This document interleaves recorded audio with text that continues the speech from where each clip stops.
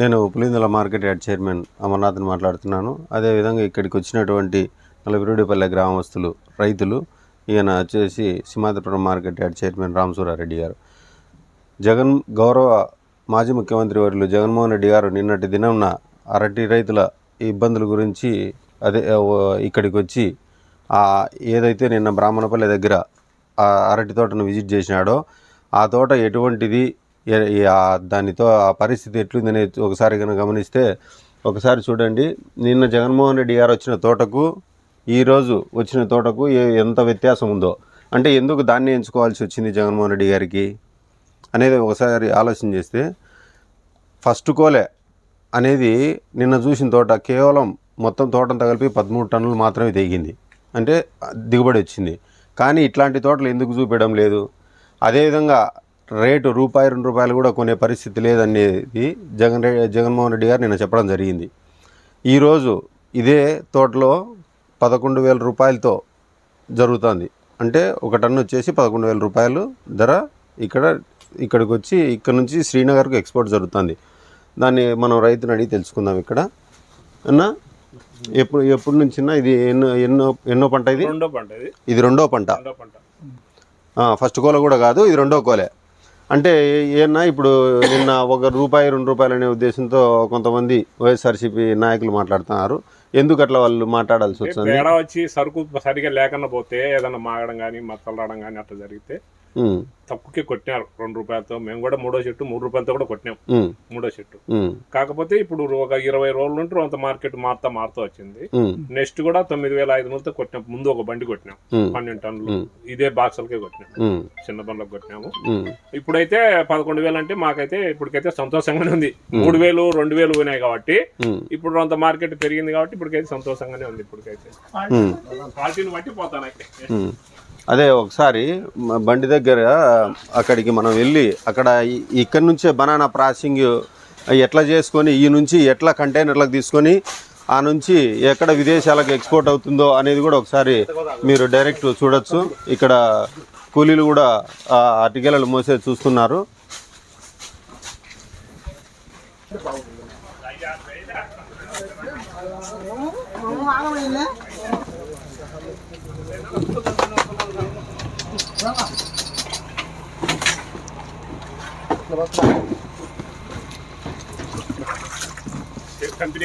Banana processing అనేది ఏ విధంగా జరుగుతుందో ఒకసారి చూడండి. ఇప్పుడు అక్కడ మనం వచ్చేసి నిన్న జగన్మోహన్ రెడ్డి గారు మాట్లాడుతూ బనానా ఇంటిగ్రేటెడ్ ప్యాక్ హౌస్ నువ్వు ఏ విధంగా పరిగణలోకి మేము వచ్చిన తర్వాత దాన్ని ఓపెన్ చేయడం జరిగిందని చెప్పినాడు.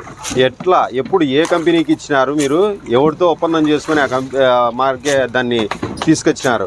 ఒకసారి దీన్ని కనుక పరిశీలిస్తే ఇప్పుడు ఏదైతే ఉందో అరటిగోల దీన్ని చీపులుగా విడదీసి ఒకసారి బావిస్టిను దీనిలలో వేసి క్లీన్ చేసిన తర్వాత ఇక్కడ తూకం ఉంది, అంటే ఒక్కొక్క బాక్స్కి వచ్చేసి 13 కిలోల తూకాన్ని పెట్టి ఆ నుంచి మళ్ళా బాక్స్లో ప్యాక్ చేసి దాని నుంచి మళ్ళీ ఎయిర్ కూడా తీసి దీన్ని లోడ్ చేయడం జరుగుతుంది. ఇది వచ్చేసి మనము ఇక్కడనే తోటల దగ్గరనే ప్రాసెసింగ్ జరుగుతుంది. ఇది మనం విదేశాలకు ఎక్స్పోర్ట్ చేయాలన్నా కూడా ఇదే పరిస్థితే ఉంటుంది. కానీ ఇప్పుడు దానివల్ల అది గౌరవ కలెక్టర్ గారు కానీ మా ఇన్ఛార్జ్ వర్యులు బీటెక్ రవి గారు కానీ దాన్ని ఉపయోగంలోకి తీసుకురావాలనే ఉద్దేశంతో చాలా సార్లు అందరినీ పిలుచుకొచ్చి దాన్ని పరిశీలించడం జరిగింది.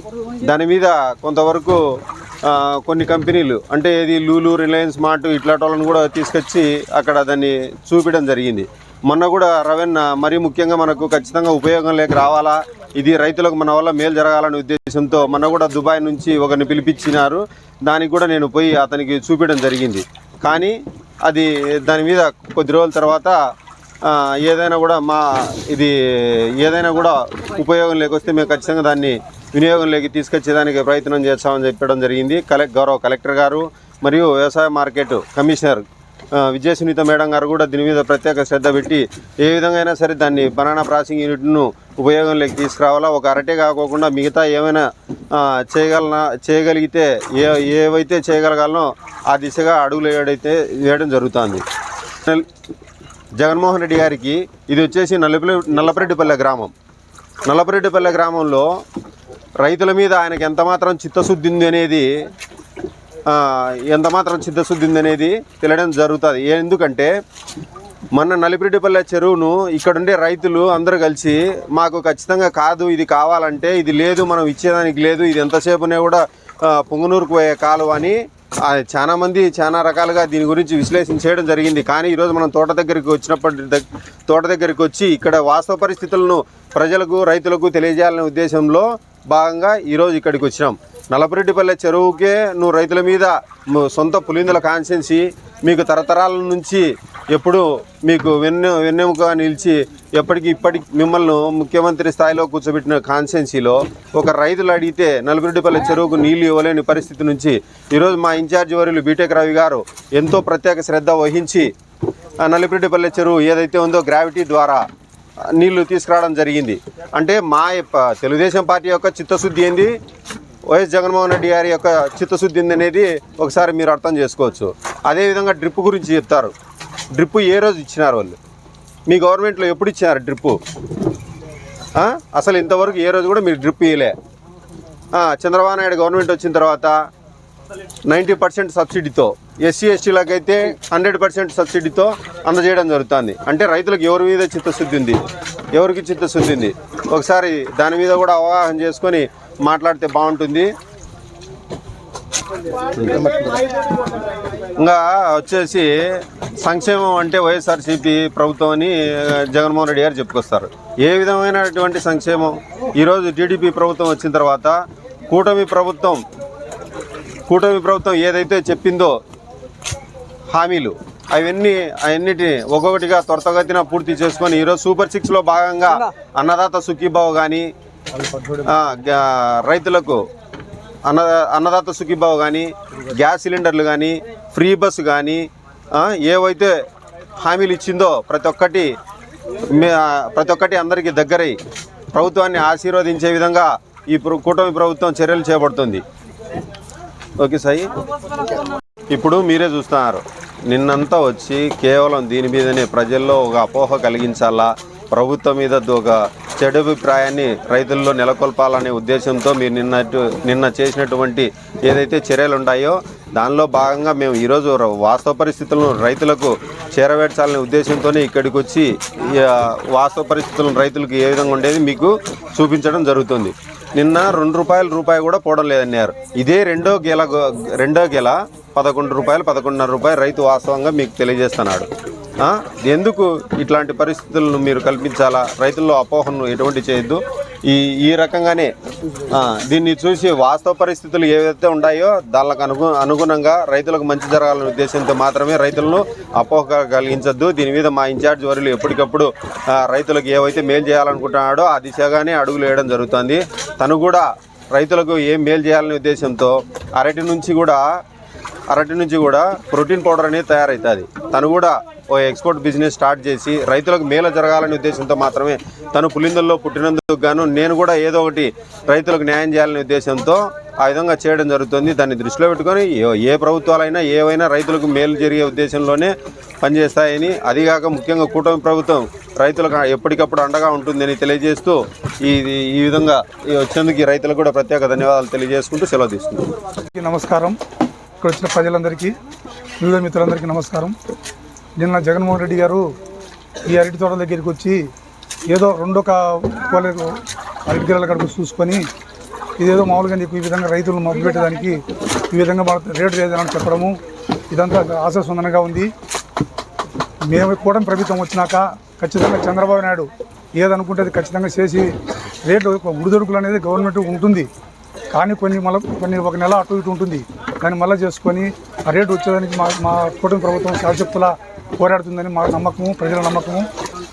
పోయి జడ్పీ మీటింగ్లో ఇదే ఎంపీ అవినాష్ రెడ్డి డిప్పు గురించి మాట్లాడి మా ఎమ్మెల్సీ బీటెక్ రవీణ గారు ఎమ్మెల్సీకి డిప్పు గురించి మాట్లాడితే మీకు 300 కోట్లు అప్పుని చంద్రబాబు నాయుడు పెట్టినాడు, ఇప్పుడు మేము చేసేది ఏముందని చెప్పంటే అది 300 కోట్లు చంద్రబాబు నాయుడు జగన్మోహన్ రెడ్డి ఒక రైతులకు ఇవ్వలేడా? డ్రిప్పు ఒక బెత్తడి తుంటమనం ఇవ్వలేదు డ్రిప్పు.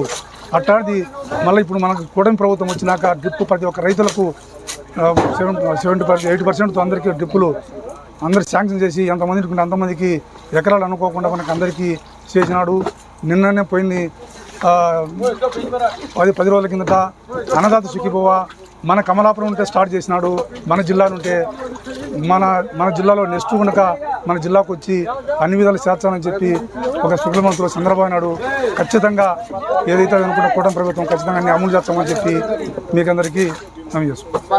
ఇదే గ్రామానికి చెందిన రెండవ తోట. అంటే ఈరోజు ఇదే గ్రామంలో విదేశాలకు ఎక్స్పోర్ట్ అవుతున్నది.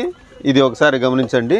ఇక్కడనే మన పక్కన రైతున్నాడు. రైతుని అడిగి ఏం రేట్తో కొడుతున్నారు ఏందనేది అడుగుదాం.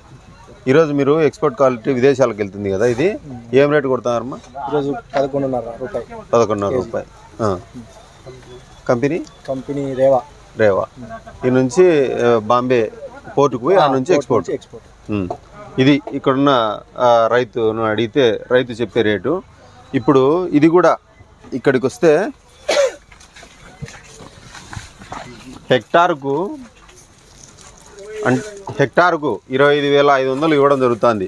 అంటే మన తెలుగుదేశం ప్రభుత్వం.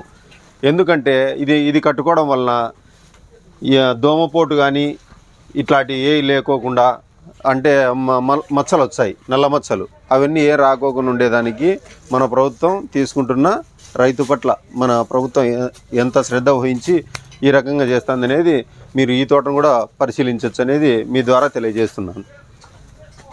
ఉండు తిన్నా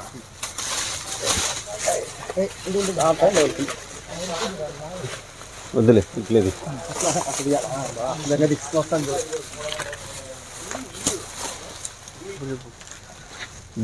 ఇది దోమపోటు రాకోకుండేదానికి, దోమ వచ్చి దీని మీద పండుగ అనేది వాలితే దీని నుంచి ఇంకా వేరే గలకి వెళ్తే మాగుతుంది. అది అట్లా జరగకూడదు, రైతుకు మేలు జరగాలనే ఉద్దేశంతోనే మన తెలుగుదేశం ప్రభుత్వం హెక్టార్కి 25,000 చొప్పున సబ్సిడీ రూపంలో అందజేయడం జరుగుతుంది. ఇదంతా రైతులు దీన్ని కూడా ఉపయోగించుకోవాలని మీ ద్వారా తెలియజేస్తున్నాను. నిన్న జగన్మోహన్ రెడ్డి గారు రెండో పంట చూపించడం జరిగింది. ఇది కూడా రెండో పంటే. అంటే దానికి దీనికి ఎంత వ్యత్యాసం ఉందో ఒకసారి ఇక్కడున్న మీ ద్వారా రైతులందరికీ తెలియజేస్తున్నాను. అంటే చూపిస్తున్నాం ఎట్లుంది అనేది. మీరు ఎందుకు అట్లాంటి వాటిని చూపించడం ద్వారా రైతులకు కూడా ఇబ్బంది అయ్యే పరిస్థితి కలుగుతుంది. ఎందుకంటే మన పులిందల అరటికి చాలా ప్రాముఖ్యత ఉంది.